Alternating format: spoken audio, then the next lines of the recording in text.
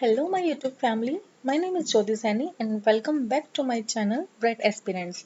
देखिए, इससे पहले हम ऑलरेडी आपको पता है रिसर्च की पीवाईक्यू सीरीज हमने चलाई हुई है जिसके अंदर हमने 21 से 23 के जितने भी आपके मॉर्निंग और इवनिंग शीट में 2023 के पीवाईक्यूज हैं विद एक्सप्लेनेशंस सारे हम कवर कर चुके हैं। उसके लिए आप नीचे वीडियो के डिस्क्रिप्शन में लिंक है, उससे जाकर आप देख सकते हो या फिर आप मेरे चैनल पर प्लेलिस्ट है रिसर्च पीवाईक्यू 2023 की, वहां से भी आप देख सकते हो उनको।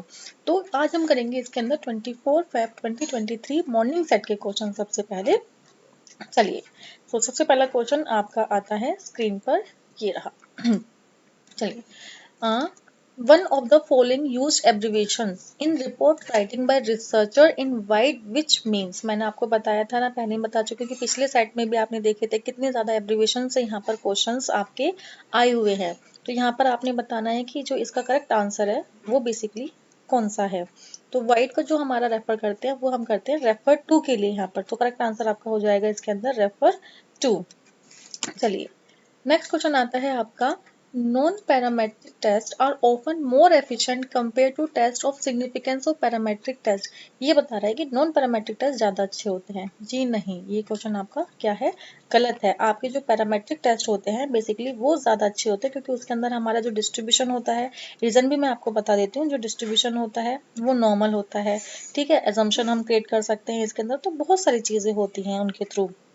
सेकेंड बोलता है इसके अंदर, non parametric test can be applicable to ordinal and nominal. ये मैंने कल वाली वीडियो के अंदर ही सिंपल चीजें बताई, मैंने पूरा पैरामेट्रिक एंड नॉन पैरामेट्रिक का डिफरेंस आपको बताया है। नॉमिनल, ऑर्डिनल, इंटरवल, रेशो, ये जो दो हैं इनको यूज करते हैं हम नॉन पैरामेट्रिक टेस्ट के अंदर, इनको यूज करते हैं हम पैरामेट्रिक के अंदर। तो नॉमिनल और ऑर्डिनल यानी कि नॉर्मल एंड ऑर्डिनल, इसको ये नॉमिनल भी बोलते हैं, इसको एक ही बात है। तो इसको हम यूज करते हैं नॉन पैरामेट्रिक के अंदर, यानी कि ये चीज आपकी सही है। तो स्टेटमेंट फर्स्ट आपकी ट्रू है, स्टेटमेंट सेकंड जो है वो आपकी सॉरी स्टेटमेंट आपकी फर्स्ट गलत है और सेकंड आपकी ट्रू है इसके अंदर। तो यानी कि first is false, second is true. Next question आता है आपका, ethical violation occurs when researcher engage in plagiarism or falsifying data। obviously बात है, अगर आपकी रिसर्च की रिपोर्ट के अंदर, थीसिस के अंदर प्लेगरिज्म है, आपके फॉल्सिफिकेशन डेटा आपने यूज किया है, तो एथिकल वायलेशन है आपकी, बिल्कुल सही चीज है। सेकंड आती है आपकी, a researcher can not cite a well known and established fact without providing citation, otherwise it will be termed as unethical. बिल्कुल सही बात। देखो, एक शोधकर्ता जो है यानी कि एक रिसर्चर, अगर एक कोई भी बहुत ही फेमस या फिर आपकी जो इस्टेब्लिश फैक्ट को यूज करता है बिना उसका क्या किए, उसको साइटेशन दिए हुए, उसकी रेफरेंस हमने नहीं दिया है, यहाँ पर पता है कौन सा कंटेप्ट आपका मिसयूज हो रहा है, क्रेडिबिलिटी और आपकी वो देना। जैसे हम किसी का अगर कंसेप्ट को यूज कर रहे हैं तो भाई उनको कम से कम उस चीज का क्रेडिट तो दो, बट आप तो क्रेडिट ही नहीं दे रहे, तो ये चीज तो आपकी गलत है, अनएथिकल हो जाएगी। तो ये भी क्या है, बिल्कुल सही चीज है कि वो स्टेटमेंट फर्स्ट एंड आर, वो statement one and statement second are true here. तो ये चीज हो जाएगी आपकी आंसर फर्स्ट, वो statement first and second are true. चलिए,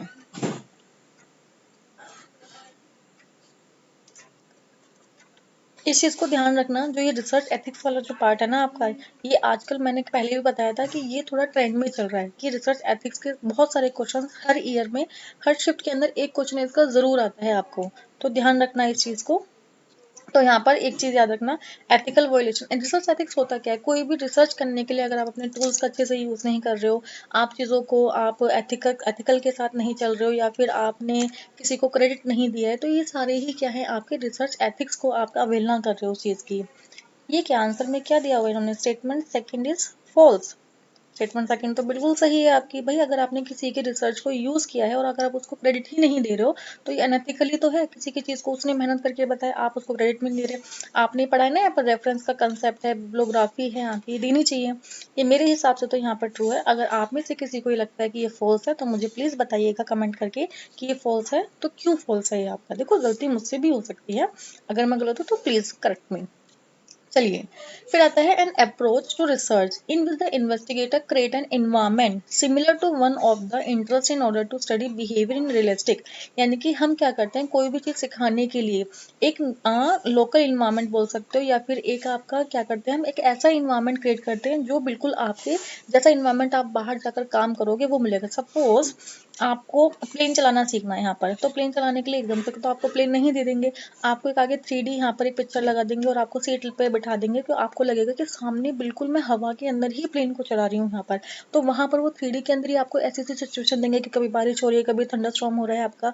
तो उस हिसाब से आपके हाथों की मूवमेंट, आपकी कॉग्निटिव स्किल्स, आपका इंटेलेक्चुअल माइंड क्या काम कर रहा है, उस चीज़ को चेक करने के लिए वो क्या कर रहे हैं, आपको एक इन्वायरमेंट क्रिएट करा दिया है यहाँ पर। इस चीज़ को आप बोलते हैं साइमुलेशन। इसको आप ना वेस्टिबल टेक्निक भी बोलते हैं, याद रखना। वेस्टिबल टेक्निक भी इसी को ही बोला जाता है। ठीक है, जैसे कि सपोज मुझे कल इंटरव्यू देने के लिए जाना है, तो मैं अभी क्या कर रही हूँ, मेरी मम्मी मेरे सामने बैठकर मुझसे ऐसे कुछ क्वेश्चंस कर रही है कि उनको मुझे ऐसा लगना चाहिए कि वो बिल्कुल मेरा इंटरव्यू ले रहे हो, कल मुझे ऐसे ही इंटरव्यू देना है। उसको आप बोलते हो साइमुलेशन स्टडी। अब देखो, लॉन्गिट्यूडनल आपको पता है क्या होता है, जब हम क्या करते हैं, सेम टाइप की स्टडी को डिफरेंट टाइम जोन में करते हैं यहाँ पर। कोरिलेशन में क्या होता है आपका, जब हम डिफरेंट स्टडी को सेम टाइम पर करते हैं। कल भी बताया, रिपीटेड क्वेश्चन है वैसे तो ये आपका आंसर क्या हो जाएगा आपका सिमुलेशन। नेक्स्ट क्वेश्चन आता है आपका, identify the rules that you would follow while designing question for a questionnaire. यानी कि आपको क्वेश्चंस बनाने हैं, तो आप कौन कौन सी चीजों का यहाँ पर ध्यान रखोगे। सबसे पहले आपका avoid ambitious term in question, बिल्कुल। अब ये जो वर्ड है एम्बिजियस वर्ड, क्या होता है, ऐसे शब्दों का इस्तेमाल करना जो अस्पष्ट है, यानी कि धुंधले वर्ड हैं आपके, मीनिंग उनका क्लियर नहीं है, स्पेलिंग उनकी गलत है, तो ये अस्पष्ट शब्द है। तो ये तो आपके क्वेश्चन के अंदर बिल्कुल नहीं होने चाहिए, वरना तो क्वेश्चन को समझने वाला आपके क्वेश्चन को समझ ही नहीं पाएगा यहाँ पर, जिसके पास क्वेश्चन जाएगा। तो ए तो आएगा ही आएगा। ए वाला देख लो, ए इसमें है, ए इसमें है, ये तो खत्म आपके। एक क्वेश्चन और दिमाग लगा लो, ए, ये तो हो ही नहीं सकता। आंसर ही क्या बचा आपका, थर्ड बचा, बट फिर भी देख लेते हैं। अवॉइड लॉन्ग क्वेश्चंस, हमें इंटरव्यू के टाइम पर या फिर क्वेश्चंस टाइप करते टाइम में कभी भी लॉन्ग क्वेश्चंस नहीं लेने चाहिए। आसम लीडिंग क्वेश्चंस, ये तो आसम लीडिंग क्वेश्चंस, ये तो ये वाली चीज है कि हमें ऑब्वियस सी बात है होनी ही नहीं है इसके अंदर। तो अवॉइड डबल बैरल क्वेश्चंस, यानी कि दो तरफा सवालों से बचे, यानी कि वो आगे वहां पर कंफ्यूजिंग हो जाएगा बहुत ज्यादा। ए बी डी, सिंपल सा क्वेश्चन था, इसके अंदर तो कोई दिक्कत वाली बात ही नहीं है आपकी। इजी क्वेश्चंस ऐसे नहीं निकलते हैं, तो एलिमिनेशन टेक्निक से भी आप इनको इधर निकाल सकते हो। जो आपको लगता है आना चाहिए उसको आप निकाल दो, बाकी में लगता है ये ऑप्शन जिसके अंदर है वहां से उस ऑप्शन को वैसे ही एलिमिनेट कर दो, तो आधी चीजें तो वैसे ही सॉल्व हो जाएंगी आपकी, सिंपल। तो आंसर क्या हो जाएगा आपका, ए बी डी। ये हो गए आपके मॉर्निंग शिफ्ट के। अब हम करते हैं 24 फेब में ही आपके जो इवनिंग सेट के अंदर जो क्वेश्चन आए हैं। Which of the following scale of measurement contain absolute zero. ये बताओ, मैंने जब ये टॉपिक आप लोगों को कराया था, मैंने यही बोला था कि सबसे ज्यादा क्वेश्चन बनता है ना वो रेशो से बनता है, और इससे एक ही क्वेश्चन बनेगा कि एब्सोल्यूट जीरो का कंसेप्ट कौन से उसके अंदर आया है।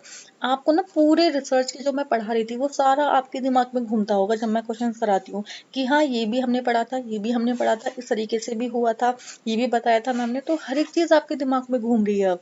तो देखो, ऐसा डिफिकल्ट कुछ भी नहीं है पेपर वन के अंदर, जितना कराती हूँ उनको उस हिसाब से उतना अच्छे से कर लो बस।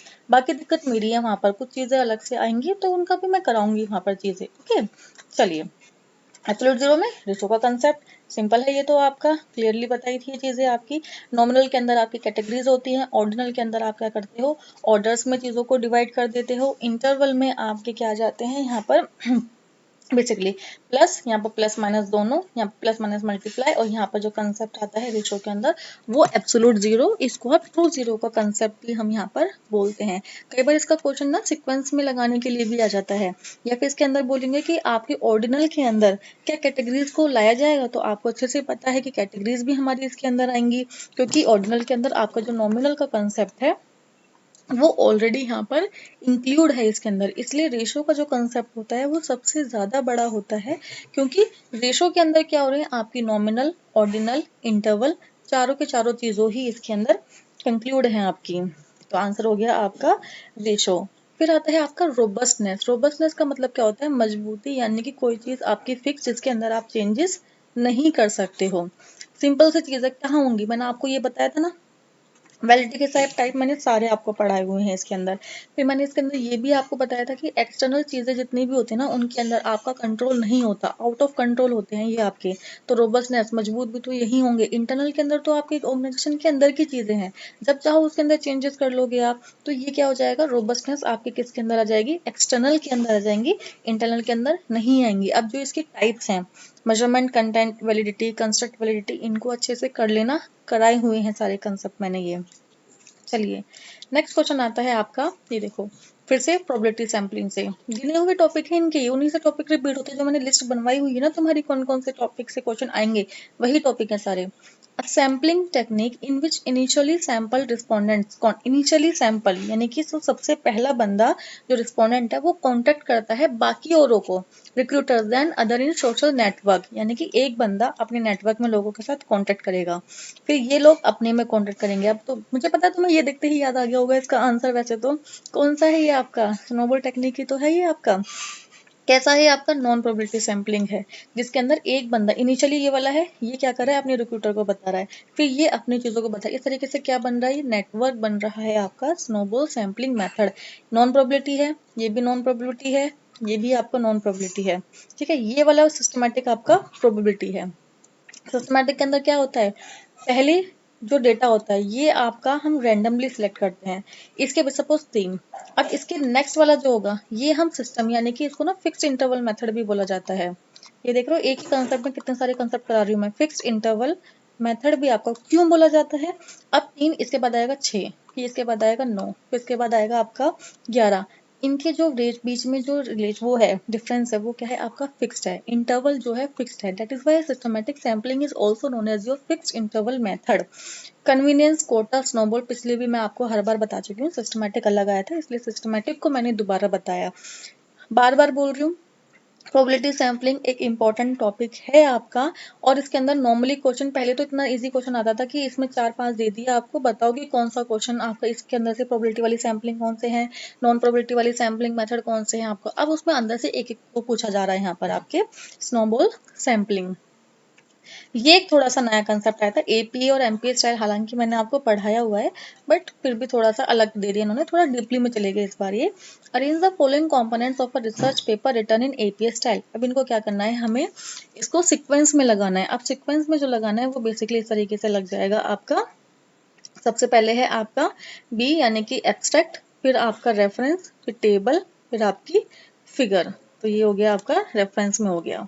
चलिए फिर आता है आपका ये डीब्रीफिंग एंड डिसेप्शन, माना कि ये नहीं पढ़ाया हुआ था आपको, डीब्रीफिंग एंड डिसेप्शन आपकी रिसर्च के टॉपिक में नहीं था, लेकिन डिसेप्शन तो आपको पता है ना, डिसेप्शन नहीं पता, किसी चीज को धोखा देना, क्या होता है डिसीव करना किसी को, तुमने मुझे डिसीव कर दिया, तुमने मुझे चीट कर दिया, ये तो होता है डिसेप्शन। डीब्रीफिंग देखो क्या है, डीब्रीफिंग ऑफ पार्टिसिपेंट्स, अच्छा डीब्रीफ, ब्रीफ का मतलब क्या होता है, किसी चीज की समरी बना देना, ठीक है, ये तो होता है ब्रीफिंग में एक्सप्लेन करना, ब्रीफली बता दो यार मुझे, तो क्या कर रहे हो तुम, समरी बता दे रहे हो उस चीज की। मैंने क्या बोला है, अगर तुम्हें नहीं भी आती ना कोई चीज पढ़ी हुई नहीं है, थोड़ा सा उसके अंदर घुस के देख लो चीजों को, निकल के आ जाएंगी चीजें आपकी। Debriefing of participant take place at the beginning of study, एक बार बताओ समरी जो होती है वो आप बिगनिंग में बनाते हो एंड में बनाते हो, एंड में बनाते हो, ये क्या बोल रहे हैं बिगनिंग, देखो यहीं पर क्वेश्चन क्या हो गया आपका, गलत हो गया फर्स्ट आपकी स्टेटमेंट। डिसेप्शन धोखा देना is the practice of giving false information to research participants about some aspect of study।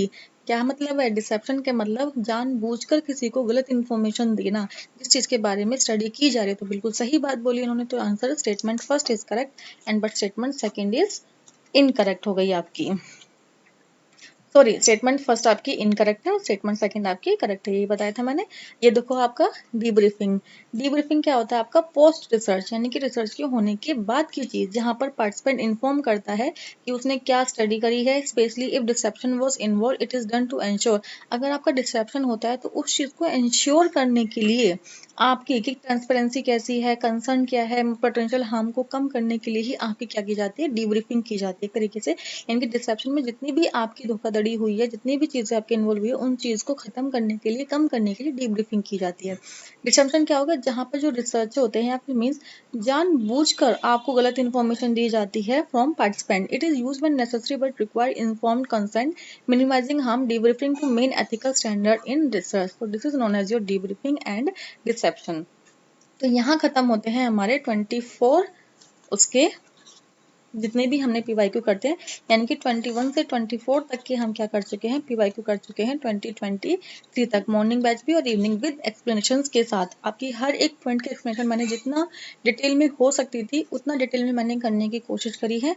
And if you are liking this video, liking my effort, then please do subscribe my channel, share my channel and comment and like my videos here.